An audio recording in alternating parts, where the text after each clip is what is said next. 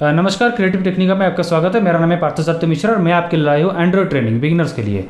इस वीडियो में हम लास्ट कंपोनेंट के बारे में बात करेंगे एंड्रॉयड की, जो है कंटेंट प्रोवाइडर।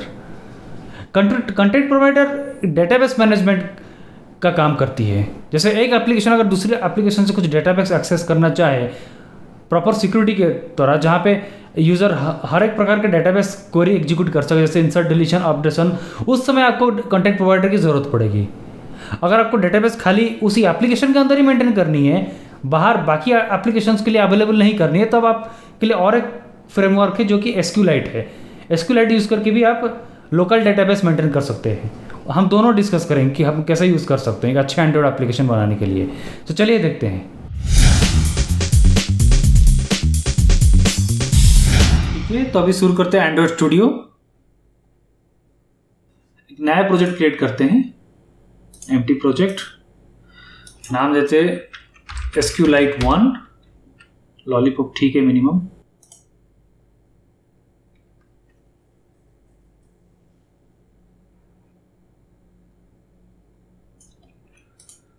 तो अब हम क्या करेंगे ना, यहाँ पे दो टेक्स्ट बॉक्स ऐड करेंगे, एक नाम के लिए, एक एज के लिए, और एक बटन ऐड करेंगे जो कि ऐड करेगा उसको डेटाबेस में, और एक बटन ऐड करेंगे जो कि उसको डिस्प्ले करेगा, एक टेक्स्ट बॉक्स नीचे है उसमें। तो एसक्यूएलाइट आप तभी इस्तेमाल करते हैं जब आपको अपनी ही केवल एप्लीकेशन में डेटा स्टोर करनी है, आपको दूसरे एप्लीकेशन के साथ अपनी खुद की डेटा शेयर नहीं करनी है। और ये बहुत ही सिंपल है। जैसे आप एसक्यूएल यूज करते हो ना, इंसर्ट, डिलीट वगैरह क्वेरीज, तो इसमें उसी चीज की वर्जन की है, बस एसक्यूएलाइट उसकी लाइट वर्जन है, ओनली फॉर एंड्रॉइड। सबसे पहले कॉन्स्टेंट लेआउट है, इसको चेंज करते हैं लीनियर लेआउट, हमारे लिए सबसे सिंपल है।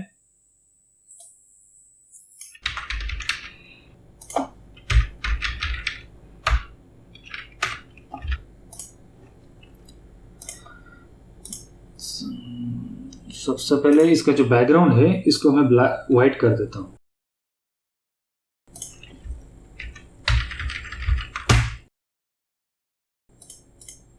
एक टेक्स्ट इनपुट, दूसरा टेक्स्ट इनपुट, एक बटन, दूसरा बटन, फिर एक टेक्स्ट व्यू।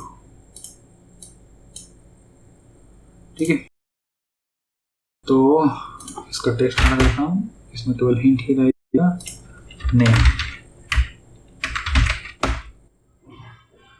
इसका भी हिंट ही रहेगा नेम।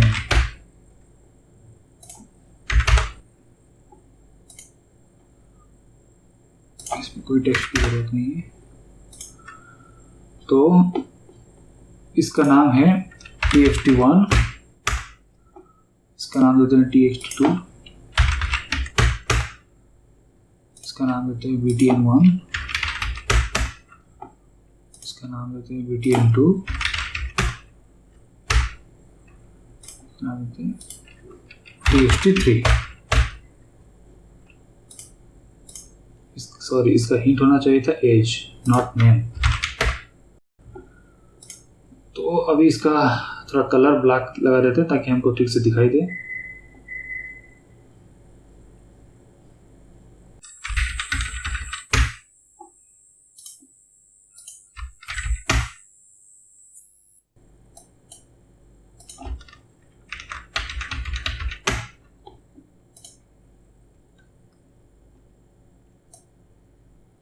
बटन का टेक्स्ट भी अपडेट कर देते, इसका नाम है ऐड, इसका नाम है डिस्प्ले। ठीक है, यहाँ पे अब नेम, एज ऐड करेंगे, ऐड कर तो डेटाबेस में ऐड हो जाएगी, डिस्प्ले करेंगे तो आपको डिस्प्ले डेटाबेस से रीड करके फेच करके आपको डिस्प्ले करेगी, सिंपल। तो जैसे हम प्रीवियस प्रोग्राम में किए हैं, सबको इंस्टेंशिएट करते हैं पहले। एडिट टेक्स्ट,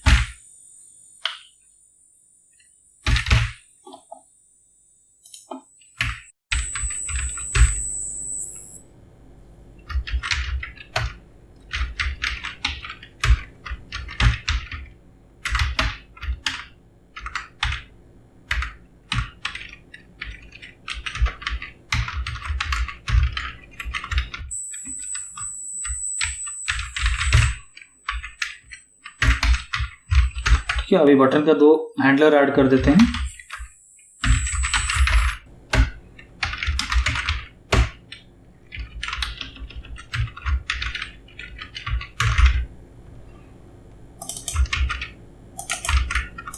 ठीक है, वह हमारी इंटरफेस रेडी हो गई है। तो आपको उसके लिए डिक्लेयर करना पड़ेगा SQLite डेटाबेस वेरिएबल, तो नाम से माई DB ऐसे कॉल करते हैं इसको। तो इसको आपको इंस्टेंशिएट करना है। My DB is equal to open और क्रिएट डेटाबेस। अगर वो पहले से क्रिएट होगी, दोबारा एप्लीकेशन क्लोज करके ऑन करेंगे तो वो और एक बार क्रिएट नहीं करेगा। डेटाबेस का नाम देते हैं DB देते हैं, दैट इज फाइन। फिर नल मोड, उसका मोड आपको देना है, ये मोड प्राइवेट। उसके बाद बाकी आर्गुमेंट्स को जो है कर्सर फैक्ट्री को आप नल कर देते हैं। यहाँ पे हमें कर्सर की ज़रूरत नहीं है, हम जब फेच करेंगे उसके टाइम ज़रूरत है। और फिर वहाँ पे टेबल क्रिएट करनी है आपको एक। उसके लिए आपको क्या करना है, क्वेरी एग्जीक्यूट करनी है। बहुत ऑप्शन से करने की, मैं जो करता हूँ यहाँ पे एग्जीक्यूट SQL क्वेरी। तो यहाँ पे create table if not exist, अगर टेबल नहीं होगी तो वो क्रिएट हो जाएगी। नाम देते हैं फॉर एग्जांपल टेबल 1। ठीक है, तो यहाँ पे हमको 2 पैरामीटर चाहिए, नेम जो कि है टेक्स्ट जैसे आप SQL में करते हैं सेम, फिर एज जो कि है इंटीजर, सेमीकोलन। तो हमारी डेटाबेस क्रिएट हो गई। तो यहाँ पे ओपन हो रही है, अगर टेबल अगर दोबारा ओपन करेगा तो टेबल दोबारा क्रिएट नहीं करेगा। और एक चीज़ जैसे एक गुड प्रैक्टिस है कि जब ये आप क्लोज करेंगे एक्टिविटी को तो आपकी डेटाबेस ऑटोमेटिकली क्लोज हो जाएगी, अगर डेटा करप्शन को हैंडल करने के लिए।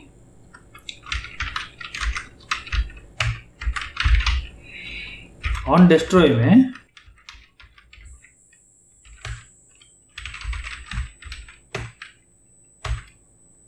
आप जो है को क्लोज कर दो माई डेटाबेस को। ठीक है, सेफ्टी, ये केवल सेफ्टी फीचर है और कुछ नहीं। तो ये हमारा टेबल बन गई। अब आप जब ऐड करेंगे तो ये यहाँ से नाम और एज उठा के डेटाबेस में इंसर्ट करेगा। इसके लिए क्या करना है, my DB dot exec query execute करें, इंसर्ट इनटू टेबल 1, दोनों नाम और एज, वैल्यूज। नाम स्ट्रिंग है तो हमको सेमीकोलन देना पड़ेगा इसके लिए। फिर आप अपेंड करेंगे, हम कहां से रीड करेंगे, यहां से name text dot get text.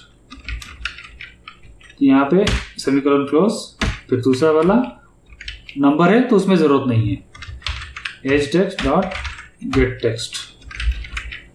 तो यहाँ पे ब्रैकेट क्लोज सेमीकोलन। ओके, हमारा डेटा ऐड हो गया अभी डेटाबेस में। और एक अच्छे देखने के लिए आप ऐसे कर सकते हैं, नेम टेक्स्ट को क्लियर कर सकते हैं ताकि आपको पता चले कि हाँ ऐड हो गई है। ठीक है, जब आपको रीड करनी हो तब आपको एक कर्सर चाहिए जो कि स्पेसिफिक रो को पॉइंट करती हो टेबल में। और यहाँ पे हमेशा इस चीज़ को ट्राई कैच में रखना बेटर है। अगर कोई एरर आएगी तो आप उसको डिबग कर सकते हो कि किसकी वजह से आएगी। यहाँ पे जैसे मैं कर रहा raw query, select star from, सारे टेबल को भी मैंने सिलेक्ट किया। अब इसकी जरूरत नहीं है, इसको नल कर देते हैं। ये आर्गुमेंट हमने ऑलरेडी SQL पैरामीटर्स में ही क्वेरी में ही पास कर लिया, इसमें भी पास कर सकते हैं, ये मेरे लिए ज़्यादा अप्रोप्रिएट है। तो ये क्या रिटर्न करेगा, एक कर्सर। ठीक है, अभी इस कर्सर को हम पूरा बिगिनिंग से करते हैं, मूव टू फर्स्ट, मतलब पूरा फर्स्ट रो को पॉइंट करेगा। तब हम आइटरेट करेंगे वो एंड में हो रहा है कि नहीं। अगर एंड हो जाएगा, लास्ट डेटाबेस तक चला जाएगा, तो कर्सर डॉट ईच बिफोर जो फर्स्ट है वो ट्रू हो जाएगा, नहीं तो बाय डिफॉल्ट वो फॉल्स रहेगा। तो यहाँ हमको कहाँ दिखाना है, ये डिस्प्ले टेक्स्ट में।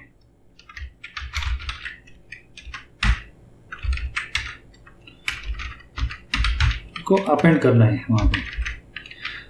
तो इससे पहले हम क्या करते हैं, डिस्प्ले टेक्स्ट में जो है उसको खाली कर देते हैं।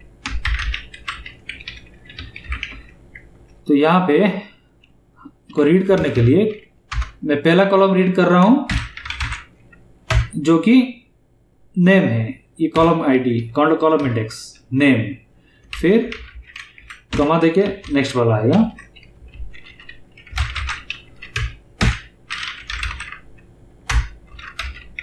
फिर एज, ओके, न्यू लाइन। इससे हम पूरी तरह रीड कर सकते हैं डेटा को, ठीक है। और एक बार चेक कर लेते हैं सब ठीक है कि नहीं, ठीक है। और एक चीज, हर रीडिंग के बाद आपको क्या करनी है, जो कर्सर को एडवांस करना है, जैसे आप I++ करते हो ना,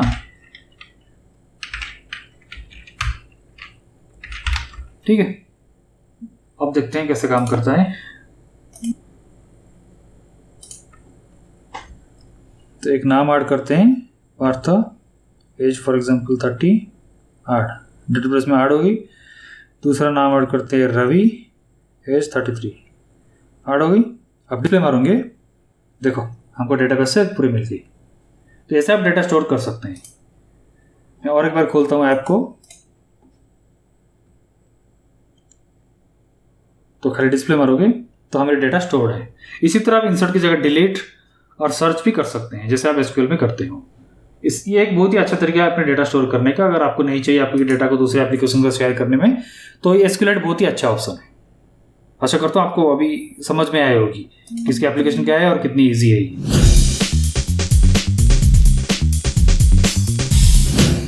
तो प्रीवियसली आपको SQLite के बारे में बोला होगा, आपको समझ में आया होगा कि SQLite तभी यूज करते हैं जब आप सेम ऐप के अंदर अपने डेटा को स्टोर कर रहे हो, दूसरे ऐप के साथ अपने डेटा आप शेयर नहीं कर रहे हो। तो अभी हम देखेंगे कंटेंट प्रोवाइडर कैसे बनाते हैं ताकि सेम डेटा मल्टीपल एप्स के थ्रू शेयर हो। चलिए एक न्यू प्रोजेक्ट बनाते हैं, उसका नाम देते हैं प्रोवाइडर 1।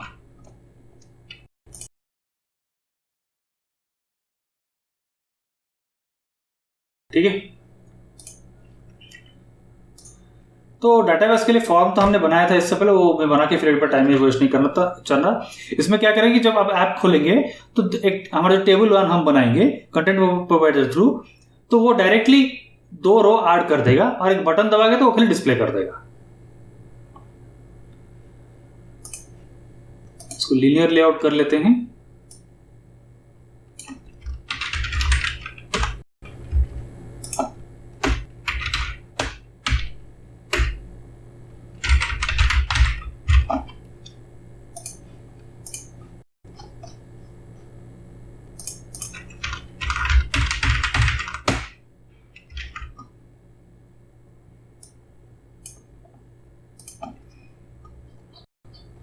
इसका नाम देते हैं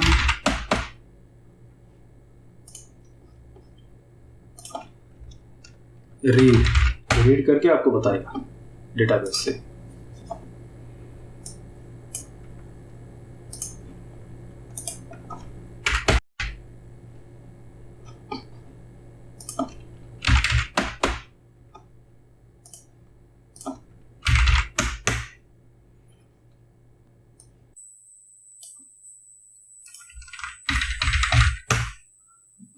इंटरफेस रेडी हो गया। अब इसको इंस्टेंशिएट करते हैं जैसे हमने प्रीवियसली किया था।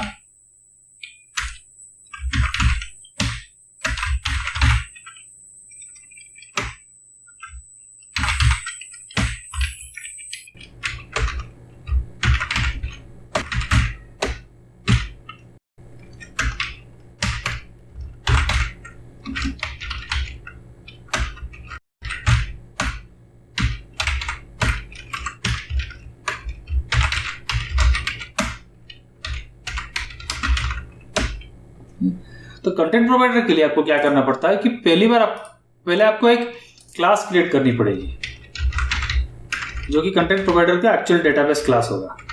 उसमें सारे डेटा के फॉर्मेट्स और उसके हैंडलिंग फंक्शंस मेंशन होंगे। इसका नाम देते हैं फॉर एग्जांपल डेटा प्रोवाइडर। और ये एक्चुअली इसको आपको एक्सटेंड करना है कंटेंट प्रोवाइडर से, ठीक है। और उसके बेसिक जो मेथड्स है आपको ये, क्योंकि एंड्रॉइड भी आपको अज्यूम करता है कि बेस्ट वे आप इंप्लीमेंट करें एसक्यूएलाइट से, लेकिन आप एसक्यूएल नहीं यूज करके यहाँ पे अपनी डेटा फॉर्मेट डिक्लेयर कर सकते हैं, जैसे कोई फाइल थ्रू रीड करो और ये सारे फंक्शंस को ओवरराइड भी कर सकते हैं। इसकी जरूरत है अपनी खुद की फंक्शन पे डिक्लेयर कर सकते हैं, ठीक है। तो हमारा ये एक्चुअली जो है ये com.partha.provider1 है, ये हमारा डेटा प्रोवाइडर है। तो पूरा जो पाथ होता है कंटेंट प्रोवाइडर का एक्सेस करने के लिए universally through out the OS, तो वो है content:/com.partha.provider1.dataprovider/ उसके बाद आपकी टेबल नेम, टेबल 1, टेबल 2 कुछ भी हो। तो एक ही उस एलिमेंट को हमें यहाँ पे अगर डिफाइन करेंगे तो इजी हो जाएगा अलग अलग जगह पे उसको यूटिलाइज करने में, ना कि बार बार उसे सेम स्ट्रिंग को लिखने के लिए। पहले हम डेटाबेस का नाम दे देते हैं MyDB, टेबल का भी नाम देते हैं टेबल 1, जैसे हमने इससे पहले दिया था। तो हमारा प्रोवाइडर जो है वो एक्चुअली ऑथोरिटी है,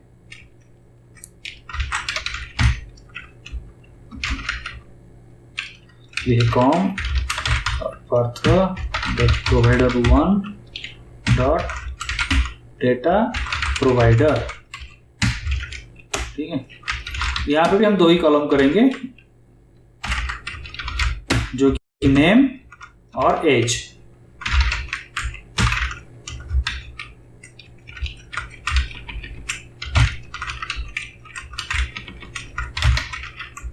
ठीक है। और एक क्वेरी भी बना लेते हैं डायरेक्टली क्रिएट टेबल का। आपको याद होगा create table if not exist, फिर आपका टेबल नेम, ये फिर bracket, first column name, space, data type ये txt है, कॉमा, फिर नेक्स्ट कॉलम नेम, स्पेस, ये इंटीजर टाइप है, देन ब्रैकेट क्लोज। वाह, ये हमारी पूरी एसक्यूएल क्वेरी है।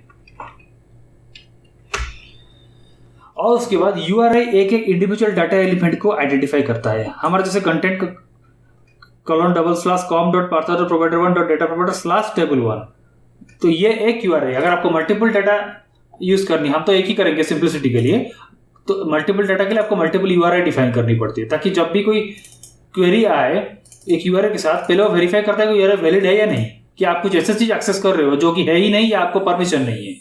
तो इसके लिए आपको URI चाहिए पहले।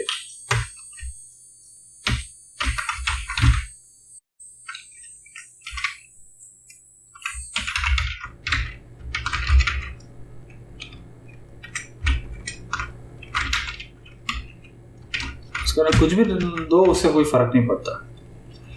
और पहले की जैसा यहाँ पे आपको इसके लिए डेटाबेस डिफाइन करनी पड़ती है। और URI कंपेयर करने के लिए एक अच्छी क्लास है, वो है URI मैचर, ठीक है। तो ऑन क्रिएट के अंदर आप इसको इंसर्ट कर सकते हैं, यहां भी कर सकते हैं, उससे कोई फर्क नहीं पड़ता। नो मैच, फिर उस पर ऐड करेंगे आप URI मैच।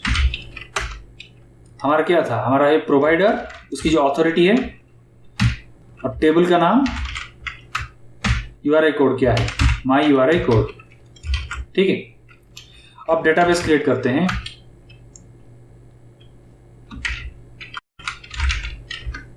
जैसे हम पहले किया था, ओपन क्रिएट डेटाबेस, आपका डेटाबेस नेम DB, फिर आपकी प्राइवेट मोड, उसके बाद अभी तो कुछ नहीं है कर्सर, छोड़ दो।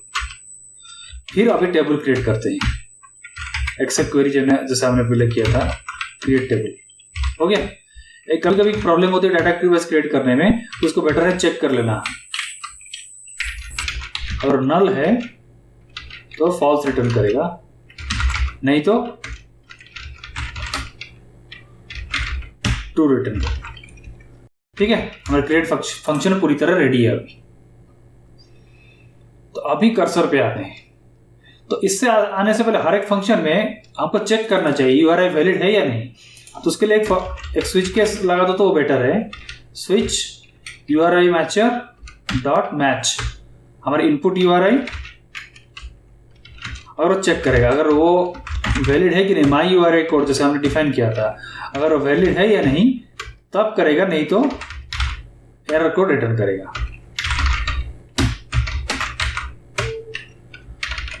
कुछ भी बोलेगा यूआरआई अनडिफाइंड,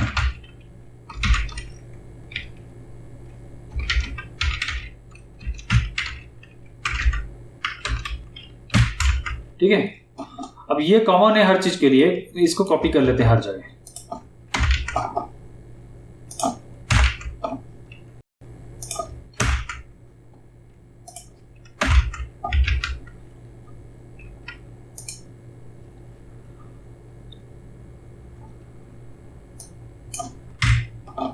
तो ये कर्सर रिटर्न कर रहा है क्योंकि क्वेरी तभी आएगा जब आप डेटा को फेच कर रहे हो। तो एक कर्सर डिफाइन करते हैं।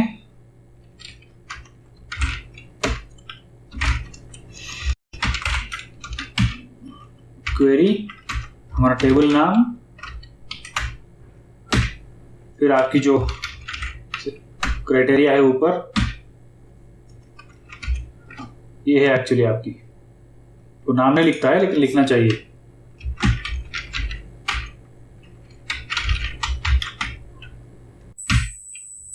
बाकी ग्रुप बाय हमारा नहीं है। कॉलम्स क्या क्या है, सिलेक्शन आर्गुमेंट, और ये सॉर्टेड बाय हम नाम है हमारा कॉलम हमारे पास। हमने तो अभी आईडी डिफाइन नहीं किए। आईडी डिफाइन करना अच्छा है, हमेशा आईडी करना चाहिए। मैं सिंपलिसिटी के लिए कॉलम नंबर रिड्यूस करने के लिए केवल नाम से शुरू किया। तो अगर मान लो ये S1 नल होता है तो वो क्रैश कर सकता है, एक बार चेक कर लेना बेटर है। अगर S1 नल है तो नेम के हिसाब से सॉर्टिंग करेगा, नहीं तो S1। ये एक प्रकार का सेफ्टी फीचर है, हमने इंप्लीमेंट किया, ठीक है। तो जब भी कोई अपडेट होता है तो उसको नोटिफाई करना चाहिए क्लाइंट को। Get content resolver dot notify change URI. अभी कंटेंट ऑब्जर्वर जरूरत नहीं है, इस ब्रेक की जरूरत नहीं है। Return cursor, fine. अब हमारा क्वेरी हो गया। अब गेट टाइप कुछ नहीं, अगर क्लाइंट कुछ मतलब गेट टाइप लेता है कि डेटाबेस का टाइप क्या है, क्योंकि हजारों डेटाबेस होंगे तो आप कैसे डिफरेंशिएट करोगे, उसके कुछ नाम होना चाहिए। तो आप ऐसे उसको कर सकते हो, कुछ भी स्ट्रिंग रिटर्न करो, उससे फर्क नहीं पड़ता। हमारे हिसाब से क्या है, content plus provider plus slash table name, ऐसा कुछ भी रिटर्न कर सकते हो आप, ठीक है। अब इंसर्ट में ये यूआरआई रिटर्न करता है। यूआरआई मतलब ये नया यूआरआई रिटर्न करता है, मतलब आपकी सपोज स्लैश टेबल 1 तक जो यूआरआई है, अगर आप इंसर्ट करते हो रो 1 में तो स्लैश 1 आएगा, एक नया यूआरआई। क्योंकि यूआरआई जो है पूरी एटॉमिक है, वो पर्टिकुलर डेटा को रिप्रेजेंट करती है। अगर पर्टिकुलर डेटाबेस या पर्टिकुलर टेबल या पर्टिकुलर रो, तीनों के लिए अलग अलग यूआरआई है। एक प्रकार का यूआरआई का डिफरेंट लेवल होता है। तो इसमें हमारा क्या है, ये जो रिटर्न करता है रो आईडी एक प्रकार का रिटर्न करता है। मतलब इंसर्ट जो क्वेरी है बहुत लंबी हो सकती है डेटाबेस, इसलिए वो लॉन्ग उनको फॉर्मेट रखा गया है।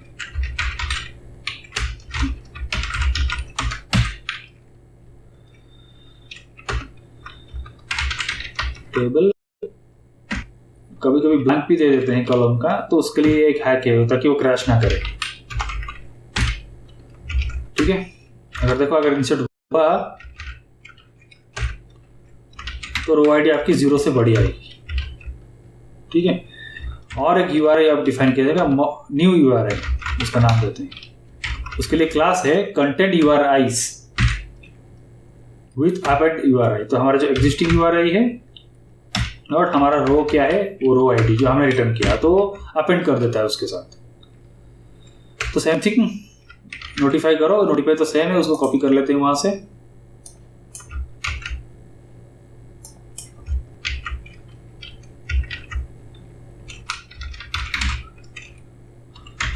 न्यू URI रिटर्न करेगा। ठीक है, ये है हमारा इंसर्ट ऑपरेशन। है ये काउंट डिलीट करेगा, कितना डिलीट किया कितना अपडेट किया, तो ये इंटीजर है। इनिशियली काउंट को 0 कर लेते हैं, रिटर्न काउंट, इसमें भी वही है डिलीट में।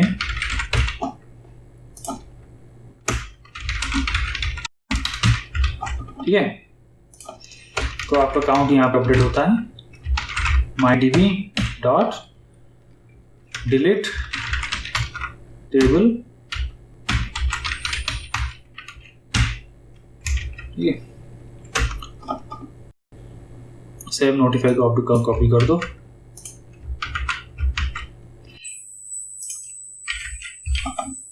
यहाँ पे भी count equal to my database dot update table, फिर content values class strings. Same update कर देते हैं नोटिफिकेशन को।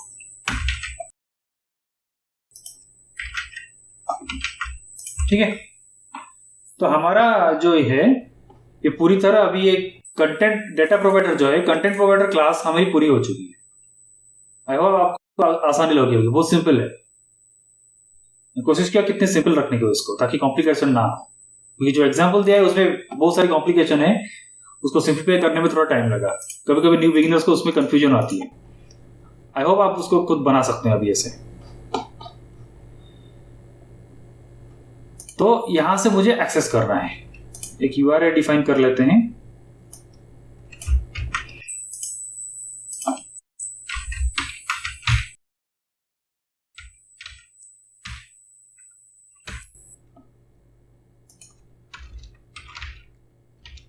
URI इक्वल टू, अगर आपको URI क्रिएट करनी हो स्ट्रिंग से, URI डॉट पार्स, तो आपको क्या होगा, content colon double slash plus ये वाला जो है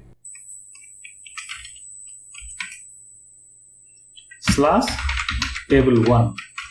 तो ये हमारी URI है, और यहाँ पे कंटेंट वैल्यूज चाहिए, क्योंकि कंटेंट वैल्यू एक प्रकार की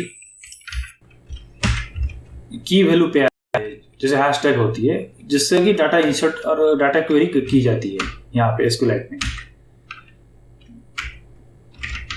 उसको इंसर्टेड करो।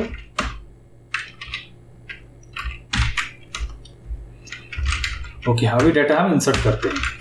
पहला एक नाम इंसर्ट करते हैं, column name value sales Partha. ठीक है, फिर उसके बाद एज से 30। ओके, तो यहाँ पे get content resolver dot insert URI हमने डिफाइन की थी, कंटेंट वैल्यूज, सिंपल। फिर कंटेंट वैल्यूज को क्लियर कर देते हैं। ये एक रो हमारा ऐड हो गया, और एक रो ऐड कर लेते हैं ताकि अच्छा लगे देखने में। रवि एज 33। ठीक है, ऐड हो गया। बटन दबाएंगे तो डिस्प्ले करेगा, तो उसके लिए हमको कर्सर चाहिए।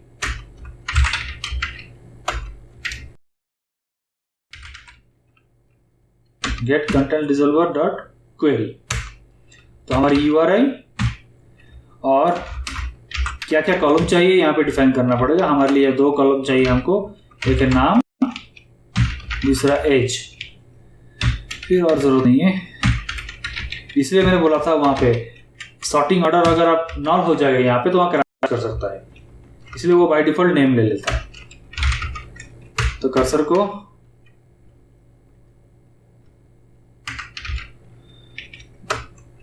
फर्स्ट पोजीशन तक सीकिंग कर देते हैं, और जो TXT है उसको क्लियर कर देते हैं जो भी है। फिर फर्स्ट जो डेटाबेस करते हैं, जब तक हमारी कर्सर लास्ट तक नहीं आए तब तक ट्रैवर्स करता रहे। कर्सर इसके मल्टीपल मेथड है, नाम भी देके ले सकते हैं। मैं पहला कॉलम लेता हूं, नाम कॉमा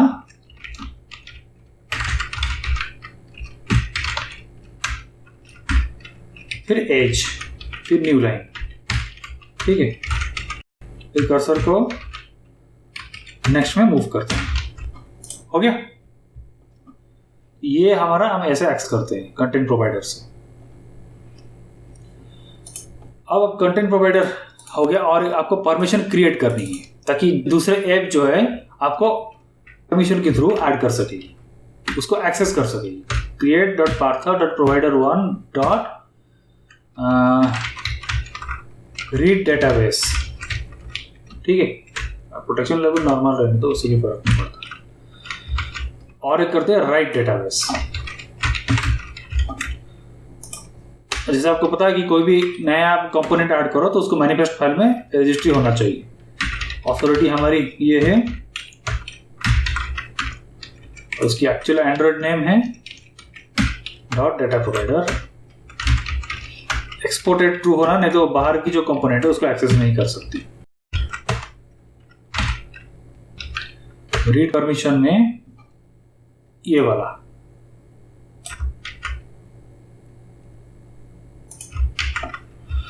तो सेम को राइट परमिशन में भी चाहिए।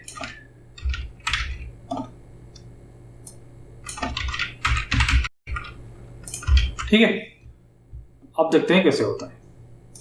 लॉन्च करते हैं।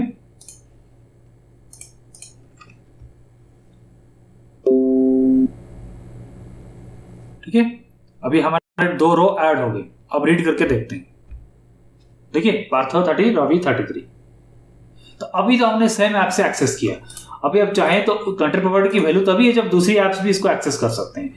तो हमको ये जो है और एक ऐप क्रिएट करते हैं जो कि इस प्रोवाइडर 1 ऐप की डेटा को रीड करेगा विथ परमिशन। कुछ टेक्स्ट कॉपी कर लेते हैं ताकि वहां पे टाइप कम करना पड़े। और एक नया ऐप क्रिएट करते हैं, तो नाम देते हैं फॉर एग्जांपल टेस्ट।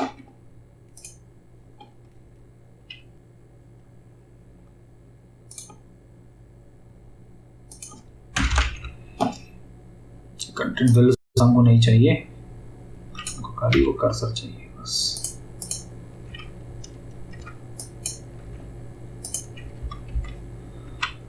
यहाँ पे हमको एक URI क्रिएट करना है।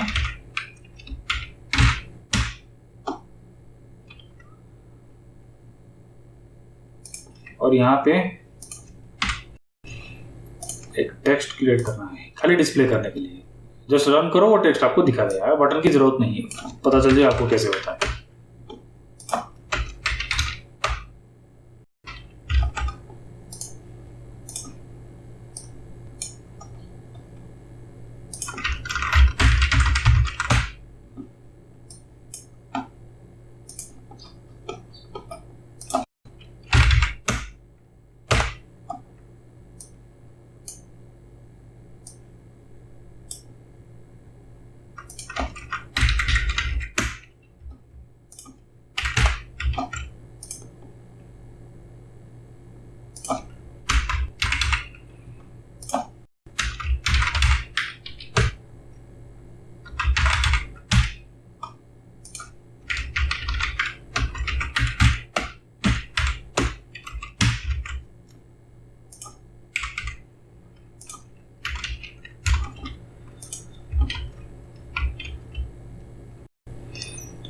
तो हमने रीड किया और ये उसको डिस्प्ले करेगा। अभी अब हमको क्या करना है कि परमिशन ऐड करनी है, नहीं तो ये क्रैश कर जाएगा। परमिशन डिनाइड बोल के लिख के, तो हमने जो परमिशन दी थी उसको यूजर्स परमिशन, अभी एक हम परमिशन क्रिएट नहीं कर रहे, परमिशन यूज कर रहे हैं। तो सेम चीज com.partha.provider1.read database और एक राइट डेटाबेस। हो गया। अब देखते हैं ये कैसे उस दूसरे ऐप से रीड करती है।